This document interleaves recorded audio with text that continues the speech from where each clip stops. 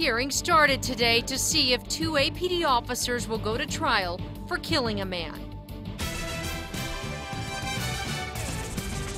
There were 19 men surrounding one man alone in the foothills. These officers, following their training, made the decision to use lethal force to protect an officer from a deadly threat. 2 different versions in court today of what happened last year when APD officer Dominique Perez and now retired officer Keith Sandy shot and killed James Boyd in the foothills. The judge today heard from APD Police Chief Gordon Eden and witnesses who first encountered Boyd that day. News 13's Gabrielle Burkhart was in the courtroom. She's live outside District Court to break it down for us. Gabby? Murder or self-defense? The debate has gone on more than a year, but in the end, a judge will decide if what's said in court is enough to send this case to trial. Without question, this is a tragic case. March 16, 2014.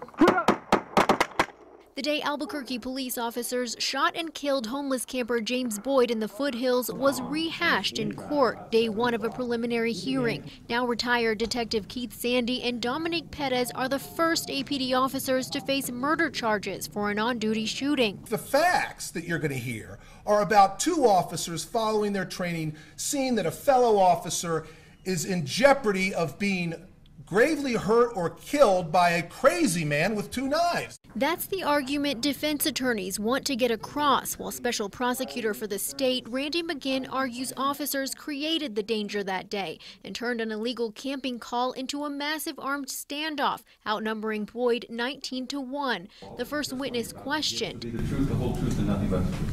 I do. APD Chief Gordon Eden. Do you know whether it was the APD officers or Mr. Boyd who first pulled a weapon out on March 16th of 2014?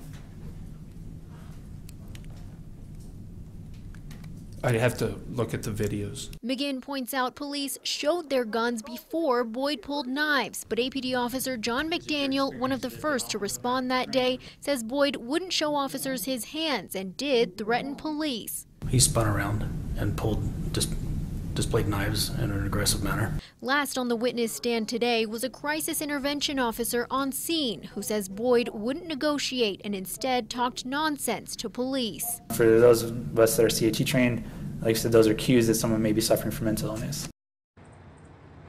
Now today was just the start. The preliminary hearing will pick back up tomorrow morning and is expected to last all week. That CIT officer you just heard from will be back on the witness stand tomorrow. Back to you. All right, thank you, Gabby. Perez and Sandy currently face second-degree murder charges. The judge could lower those charges or drop the case. Stay with KRQE News 13 for continuing coverage of the hearing. We are tweeting live from the courtroom each day and will be live streaming on KRQE.com.